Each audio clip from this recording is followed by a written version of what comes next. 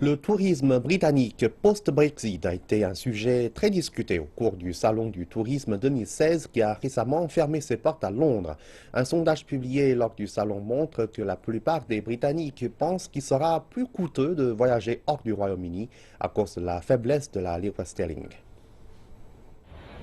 Un tiers des agences de voyage pensent que les prix des produits touristiques vont augmenter. Caroline Bremner, responsable voyage et tourisme chez Euromonitor International, dit qu'il y a de l'incertitude dans l'industrie du tourisme depuis le vote du Brexit. Cette année, rester à la maison, car je sais que je peux optimiser mon argent chez moi. C'est l'autre face de la pièce. À une occasion en or, après le vote du Brexit. L'impact et la hausse des voyages internationaux ne se feront pas sentir avant 2018 à 2019 au plus tôt. Les statistiques montrent que les visites en Grande-Bretagne par des résidents étrangers ont bondi de 4% dans les 12 mois précédents août dernier et par rapport à l'an passé.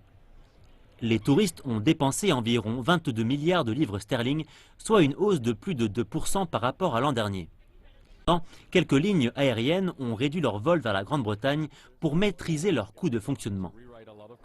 Il y a des avocats qui vont se faire beaucoup d'argent en réécrivant de nombreux contrats pour les compagnies aériennes et qui vont faire travailler Bruxelles pendant un certain temps. Si on imagine une frise chronologique du tourisme, que ce soit dans et hors de la Grande-Bretagne, ou si on imagine une durée de temps de 10 ou 20 ans, cela va ressembler à un petit fléchissement, ou à un fléchissement d'intensité moyenne. Mais ce ne sera qu'un fléchissement, il y aura un rebond. Tout comme il y a eu un rebond à Paris après les terribles attaques qui se sont produites là-bas. Et tout comme après le tsunami en Asie. Ça remonte toujours. Il y a toujours des optimistes qui pensent que la tendance générale du tourisme en Grande-Bretagne ne sera pas affectée par le Brexit. Certaines parties du pays cherchent à réduire la taxe sur les passagers aériens pour redonner un peu d'air au secteur du tourisme britannique.